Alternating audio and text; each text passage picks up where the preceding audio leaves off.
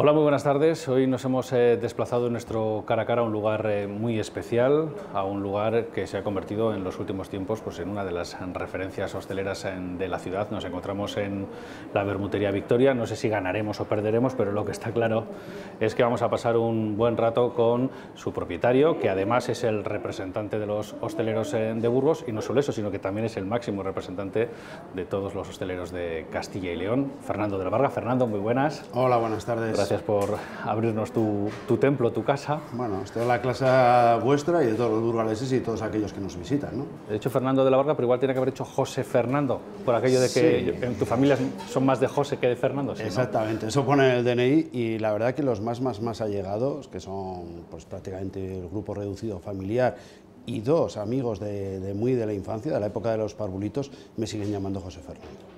Sí, ¿eh? Sí, sí. Porque Fernando era tu padre también. Fernando era mi padre y yo ya cogí como nombre habitual el segundo, que correspondía también a mi padre, pero el José Fernando, ya te digo que mis dos mejores amigos y un círculo cerrado familiar me sigue llamando José Fernando en la intimidad. Hablabas de tu padre, de tus padres, hablando de esa inmigración. Ellos fueron emigrantes en su momento, ¿no? Fueron a Alemania. Ya por la época de primeros de los 60, mi padre se trasladó a Alemania, donde nació mi hermano mayor, estuvieron allí unos meses y ya luego otra vez volvieron a encontrar trabajo en España y volvieron a la antigua Voz de Castilla, ¿no? Un periódico que hubo aquí en Burgos allá por los años 60, 70.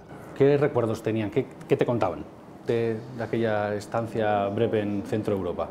A mí me llegó mucho la atención esas historias que son importantes en el día de hoy, ¿no? Se habla tanto decía que el alemán era, pues eso, muy prudente, muy trabajador, y sobre todo me llamaba mucho la atención que me decía que a la que iban todos los días a trabajar, todo el mundo llevaba o un ladrillo o un saco de arena, todo el mundo aportaba algo para la reconstrucción de la ciudad, ¿no? Y aquello me llamó mucho la atención porque decía que día sí, día no, todo el mundo colaboraba en la reconstrucción de la ciudad de Alemania. Antes de aparecer por Burgos también hicieron parada en el País Vasco, ¿no? No, eso fue posterior, ¿no? Hacia el año, los 80. La comunión, hacia el año 79, mi padre le trasladaron a Munguía, o más bien a la Ucariz, a la fábrica de Ripollín, una fábrica de pinturas, y allí ya nos trasladamos toda la familia, estuvimos ahí estudiando, pero coincidió con aquellos años tan convulsos que hubo en el País Vasco, donde yo recuerdo que un día sí y otro también salíamos de manifestaciones ahí a la calle, no sabíamos muy bien a qué, pero nos hacían sentarnos en las plazas, había cada 2 por 3, yo todavía te guardo de aquella época alguna pelota de goma, porque veíamos correr cada 2 por 3 a la policía, y prácticamente estuvimos un año y mi padre decidió que la situación era bastante alterada como para que conviviéramos allí y volvimos a retroceder a Burgos. Época muy dura, ¿no? Como comentabas, Fernando, ¿no? De esos momentos de principios de los 80, finales de los 70. Sí, pero como bien te digo, mis recuerdos son de alegría, yo allí disfruté mucho, porque empecé a jugar a fútbol en el Bilbao Athletic y llegué a jugar con los hermanos Salinas. O sea, mi época me coincidió con 9-10 años y la verdad es que fue una época que recuerdo con mucha alegría porque se fraguó una gran amistad con familiares del entorno, en el cual todavía, hasta que hace 5 años murió mi padre, todos los años íbamos a visitarles. O sea, al final estábamos en un pueblo que la gente era muy arraigada al pueblo, con una sensación de bienestar tremenda y yo recuerdo todavía amigos de la infancia de aquel momento. Con raíces, algunas raíces riojanas, pero de Capiscol de toda la vida, ¿no? Sí, por parte de madre vengo por la zona de Anguiano, el famoso pueblo de los Zancos, sí. Que eso es ya la zona ya más por madre, ¿no? Y luego sí, yo soy de Capiscol, nacido en Capiscol, criado en Capiscol y prácticamente toda mi vida hasta los 18 años la desarrollé en Capiscol. ¿Cómo ha cambiado ese barrio, verdad? Bueno, era un barrio periférico, pero que realmente teníamos la mayor joya de la ciudad, ¿no? Que era todo el paseo, toda la playa, todo Fuente el Prior. Para mí ese barrio tiene algo especial porque vivíamos prácticamente en la ciudad, pero dentro de la naturaleza. ¿De Capiscol? Pero luego estudió en jesuitas también, sí, ¿no? Sí, correcto. Ya de ahí iba a pasear jesuitas. Casi siguió el camino del río. El camino del río, sí. ¿Cuántos días hemos hecho el río? Subíamos y bajábamos andando, y eso que teníamos buena línea de autobús, que prácticamente lo cogíamos en la iglesia de Capiscol y nos dejaba en la pasarela que decíamos, y era cruzar solamente Paseo de la Quinta, pero muchos días, pues bueno, retrasabas tu llegada a casa bajando por la vereda del río. Tengo entendido que le gustaba muchísimo la música, le sigue gustando, que le hubiera gustado ser músico precisamente, por ejemplo, ¿no? Sí, pero no, mi oído no me lo permite y no tengo las cualidades para tocar. Soy un gran amante de la música, eso está claro. Bueno, sigo coleccionando discos de vinilo. Yo tengo una pequeña asignación mensual desde hace muchísimos años puesta para mí, para poder seguir comprando esos discos de vinilo que tanto me gustan y que tanto disfruto todos los días de mi vida. Cuentan que es una colección ingente, ¿no? No, no, es humilde, humilde. Es una pequeña colección, no sé si es ingente o no. Yo sé que yo la disfruto mucho. Depende con quién lo compares. Exactamente. Claro. Y mi sueño será acabar montando un pequeño club de jazz, pero un poco diferente, o sea, donde más que un club de jazz sea un club de audiófilos, donde la gente pueda venir a disfrutar de esos vinilos, no solamente los míos, sino que el propio ciudadano pueda venir a poner sus propios vinilos y disfrutar de esa calidad musical, porque al final creo que un día sin banda sonora, sin música, no es un día. Hablaba de colecciones, además de esa colección de vinilos de música, me consta que también tenía una colección muy importante de soldaditos, de figuritas de Playmobil, ¿no? de militares, de muchísimo, sí, ¿no? soy muy agarrado a las costumbres, ¿no? Y todavía mantengo los Playmobil de mi época infantil y el famoso Scalestri, que era el regalo por excelencia que pedíamos en la comunión todos los de mi generación, y que con el paso de los años lo fui ampliando y que lo sigo manteniendo ahí para disfrutar no solamente yo, sino con mis hijos. En esta generación el Scalestri, los coches teledirigidos eran un poquito la tecnología, ¿no? Lo que luego han sido las consolas y los videojuegos, ¿no? Era como lo más que había. Eso es, yo a las consolas ya no he llegado, ¿no? Veo jugar a mis hijos, pero yo prácticamente no sé ni cómo se juega una consola, pero sin embargo sí que disfruto mucho poniendo esos Scalestris y con el mando y estando carreras y demás, y luego montando muchas veces, bueno, últimamente lo que hacemos en casa es un gran Belén, todo dedicado con el mundo Playmobil. Músico no, por las aptitudes, por decirlo de alguna manera, pero sí que tenía aptitudes, por ejemplo, de haber sido atleta profesional, ¿no? Era bueno, muy rápido, ¿no? Era un gamo. Otra faceta de mi vida. La verdad que me encantaba siempre hacer atletismo. Hasta los 20 años me dediqué a ese mundo semiprofesional, ¿no? Pues a partir de ahí es cuando llegaba ya al mundo profesional. Por desgracia, en la final de un campeonato de España de 200 metros indoor bajo cubierta, se me fracturó la rodilla y a partir de ahí el doctor Guillén ya me dijo que lo siguiente que me vería sería para ponerme una prótesis y tuve que parar. Hasta ese momento recuerdo, vamos, con mucho agrado haber corrido en el famoso Lima Bursa, en Gromberg, haber pasado luego al Caja Salamanca, que entonces era uno de los equipos más potentes que había a nivel no solamente regional sino nacional. La verdad que fueron unos años tremendamente bonitos, que compaginé también con jugar en el Burgos Club de Fútbol, que llegué a jugar en División de Honor con Eduardo Vélez, que nosotros jugábamos juntos en la Peña Antonio José y de ahí dimos el salto al Burgos Club de Fútbol, a la División de Honor, donde coincidimos pues, con Pedro, con muchísimos de los grandes jugadores que luego subieron hacia el nivel profesional. Podemos decir que no es que usted dejase el atletismo, sino que el atletismo, ¿no? Y el deporte le dejó a usted, ¿no? En ese momento, ¿no? Digo que lo que tiene. Fue uno de los días más tristes de mi vida, ¿no? Que además llevaba una de las mejores marcas nacionales, iba con mucha ilusión y en el peralte de la segunda vuelta, pues bueno, se me fracturó la rodilla y a partir de ahí prácticamente desapareció el mundo profesional, entre comillas, porque la rodilla ya no respondía. Tiene que ser un momento muy duro, ¿no? A los 20 años igual uno se ve como un campeón de España, poder ir a un europeo, Juegos Olímpicos, que es lógico, y de repente tener que resetear y cambiar el rumbo justo a esa edad. Recuerdo aquella época que había un objetivo, se llamaba el Objetivo 92, donde estábamos con Fermín Cacho, con Manteca, o sea, donde estaba toda la élite nacional y estábamos todo el día concentrados y todo el día trabajando de cara a ese Objetivo 92 y bueno, por desgracia se fracturó. Con el tiempo lo vas superando, pero siempre te queda esa secuela de no haber podido seguir intentándolo, no ya a ver a dónde hubieses llegado, sino simplemente por amor propio. ¿Sus padres tenían algo pensado para usted? Cuando llegó ese momento dijeron, bueno, Fernando, pues ahora, José Fernando, ¿ahora tienes que dedicarte a esto? ¿O? No, yo siempre he sido muy a mi aire, he tomado las decisiones que yo considero oportunas en cada momento para mi vida. Siempre desde pequeño me inculcaron que de la vida se sale trabajando. Entonces siempre me he dedicado a trabajar en las facetas que me haya tocado y siempre marcándome yo los caminos.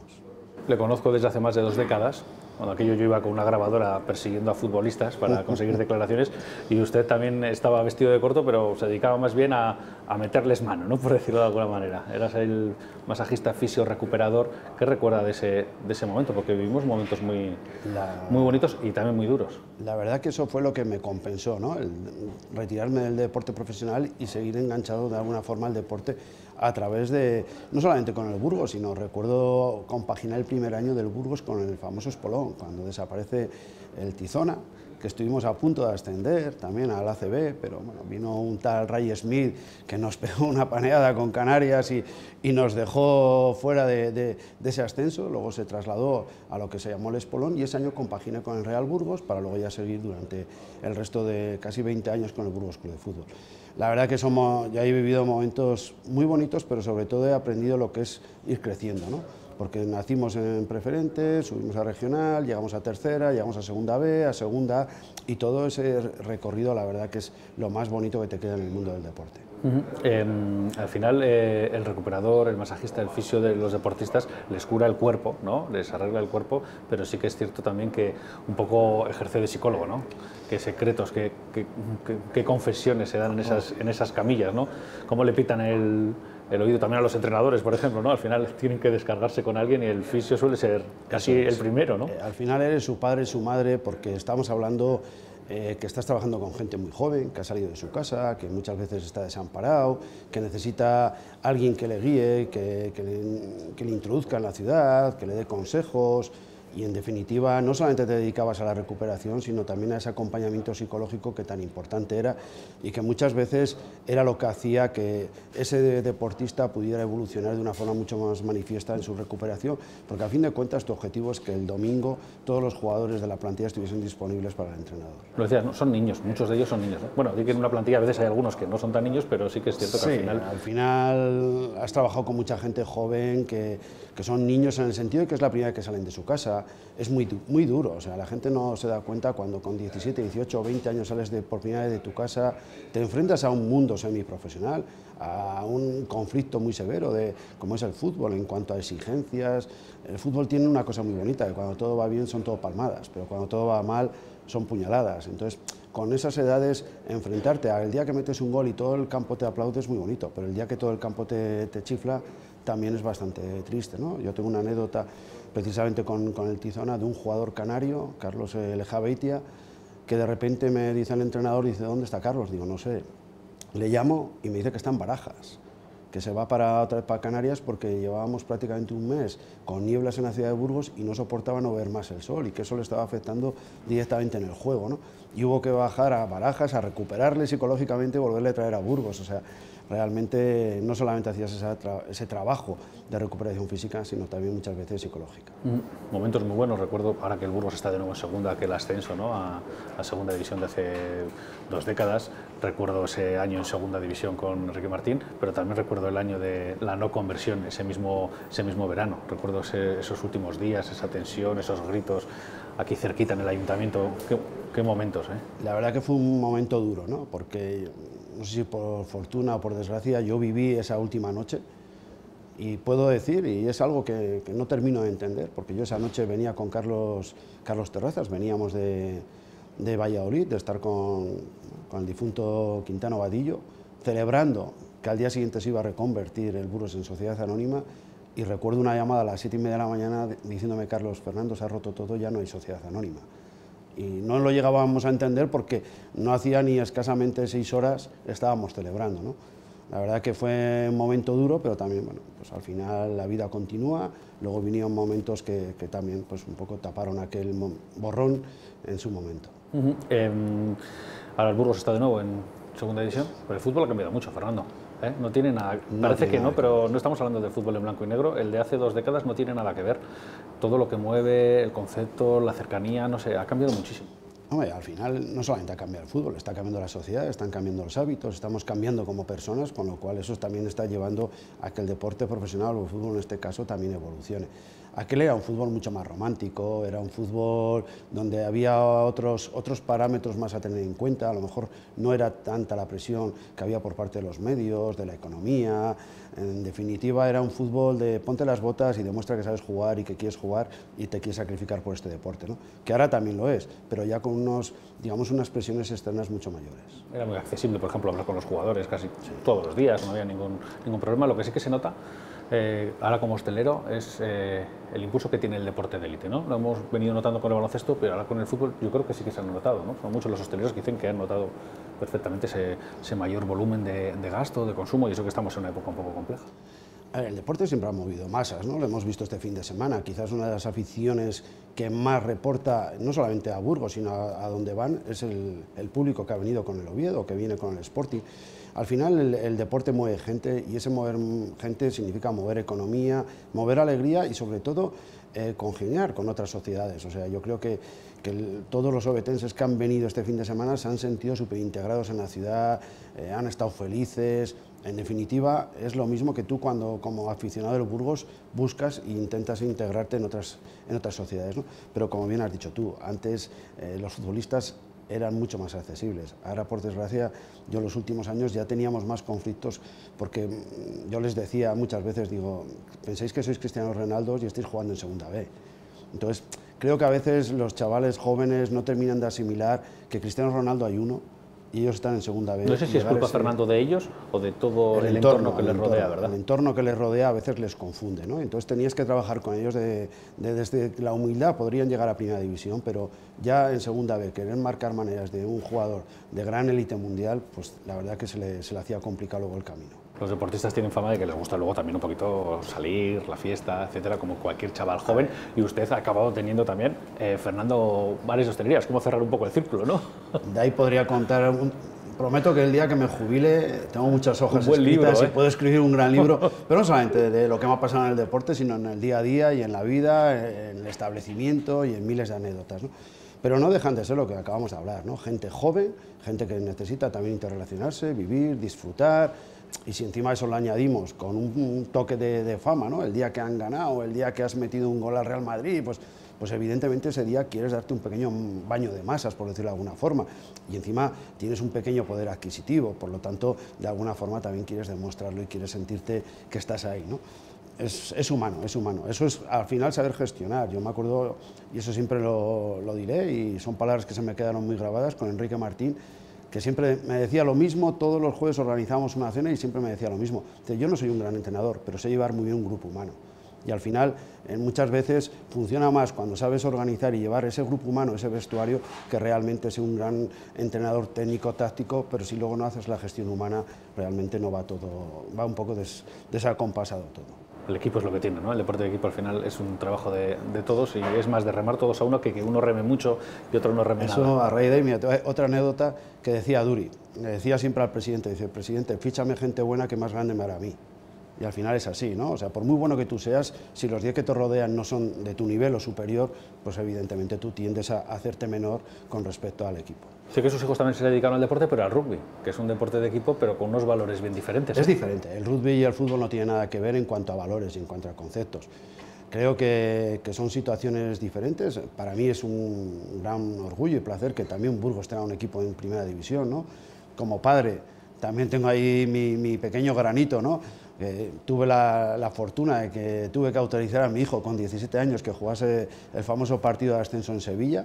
Para mí fue una gran alegría y, bueno, pues qué duda cabe que el rugby también le llevo ahí grabado, porque no solamente, ya te digo, jugó mi hijo mayor, sino ahora mi hijo intermedio también está jugando en las distintas categorías, y creo que es un deporte noble, bonito, atractivo, que a lo mejor no tiene todavía la implantación necesaria en España por su gran desconocimiento, pero que poco a poco veremos cómo va creciendo. Tiene unos valores realmente impresionantes. ¿Y lo de la hostelería? ¿Cómo acabó en la hostelería? Porque por lo que hemos visto hasta ahora, no era su mundo. No era, y os sigo diciendo que no es mi mundo, ¿no? Este local siempre me enamoró, desde bien niño me gustaba este establecimiento, y un día lo vi vacío y dije, joder, digo, aquí me gustaría hacer lo que hago yo en mi casa. O sea, el vermú que aquí vendemos es el que yo hacía pues para mis amistades, mis amigos. Si hablásemos con grandes jugadores, siempre me gustaba montar cenas en casa.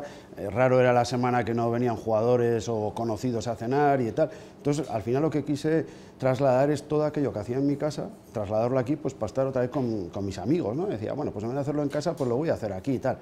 Pero bueno, lo que planeé en mi cabeza luego se me fue de las manos y se convirtió en otra cosa. Y mi pregunta es, su hermana, que sí que se ha dedicado a la hostelería de toda la vida, ¿no le dijo, ¿dónde vas, Fernando? Sí, además sobre todo me decía, pero si no sabes ni lo que vale una Coca-Cola, si no sabes ni comprar, no sabes lo que...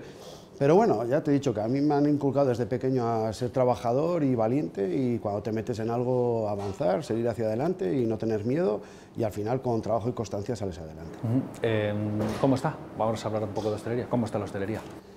Bueno, está en una impasse, ¿no? Yo creo que ahora mismo está Hay expectación, con... ¿no? Pero Eso es, con ese temor, ¿no? Eso es. Primero, temor porque todavía no tenemos claro que hayamos salido al 100% de la pandemia. Segundo, tenemos que leer y analizar qué grado de afectación ha quedado sobre el ciudadano, sobre el consumidor. Estamos viendo que están cambiando los hábitos, que va a haber un nuevo concepto hostelero, y a partir de ahí es cuando tenemos que tener claro cómo vamos a trabajar, dónde vamos a trabajar y en qué situación nos vamos a quedar.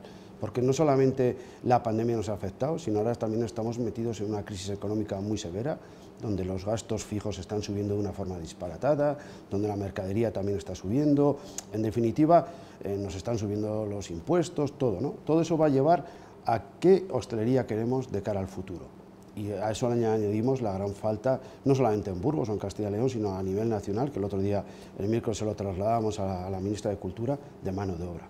Tenemos un problema ahí, que se está haciendo un caldo de cultivo muy grande, y eso va a provocar que a lo largo de los próximos años, o más bien próximos meses, seamos muy concretos a la hora de establecer la pauta, porque si no vamos a sufrir mucho. Lo decía, ¿no? Sube los precios, pero también es cierto que ese subido de los precios afecta a los bolsillos de la gente. Entre que juntamos el cambio de hábitos con que la gente quizá tenga o le quede menos dinero en el bolsillo para poder alternar, por decirlo de alguna manera, eso se puede notar. Pero ¿no? es que eso es lo que queremos evitar. O sea, no podemos pretender pagar 5 o 6 euros como se pueda pagar en una capital europea por una cerveza en España, con los sueldos españoles. Pero sin embargo, parece que nos están llevando a eso, a que seamos europeos, pero con precios españoles. Solo de una parte, ¿no? Claro, y eso es inviable. O sea, o va todo unido, pero claro, todo unido al día de hoy es muy complicado, ¿no? Y claro, llega un momento que también el hostelero no puede asumir todos esos incrementos, porque los márgenes se han ido acortando de una forma manifiesta en los últimos años. Por lo tanto, cuando tú montas un establecimiento, me da igual de hostelería o de lo que fuese, es un negocio, tiene que haber una rentabilidad. O sea, si no hay una rentabilidad, pues te dedicas a otra cosa en esta vida, ¿no? Evidentemente aquí nadie monta algo o hace algo para perder dinero. Y a nivel de ciudad, a nivel de provincia, como me puede decir incluso hasta a nivel de Castilla y León, ¿hacia dónde tiene que caminar la hostelería burgalesa para esos tiempos? Adelantarse, ¿no? El primero que se adapte o el primero que vea hacia dónde va el futuro será el que más beneficios saque de ello. Mira, Burgos tenemos una cosa que a lo mejor no nos hemos dado cuenta, pero tenemos una cosa muy importante. Burgos es de las pocas ciudades en España que, si analizamos, salvo franquicias muy concretas de pizza o de hamburguesa, no tenemos establecimientos de hostelería, franquiciados prácticamente. ¿Por qué no tenemos? Porque tenemos un nivel muy alto gastronómico. Entonces, partiendo de esa base, démonos cuenta que si amplificamos eso, trabajamos eso y somos capaces de atraer también a mucha persona formada y cualificada, vamos a dar un servicio y una calidad tan fuerte que vamos a ser muy competitivos. Pero tenemos que tener claro que tenemos que trabajar sobre nuestro producto, sobre nuestra idiosincrasia y sobre una gran formación del personal, porque tú ya no vas a tomarte un pincho o un café, tú vas a recibir una experiencia donde te sirvan bien, donde te traten bien, donde te traten bien el producto, donde te puedan explicar hasta qué es ese producto, y eso es lo que nos puede diferenciar de una calle de Sevilla, donde todo puedan ser franquicias, donde al final te da igual que sea Sevilla, Málaga, Burgos, León, porque va a ser el mismo tipo de establecimiento. Sí, el mismo producto, ¿no? Sabe igual, ¿no? Eso es darle un valor añadido. Ese es, yo creo, el potencial que tenemos como ciudad y como provincia, y sobre el que tendríamos que trabajar de una forma muy manifiesta. Porque mimbres hay, ¿no? El avance que ha dado también, hablábamos de los últimos 20 años, en los últimos 20 años la hostelería, la restauración, etcétera, etcétera, en Burgos es exponencial también, ¿no?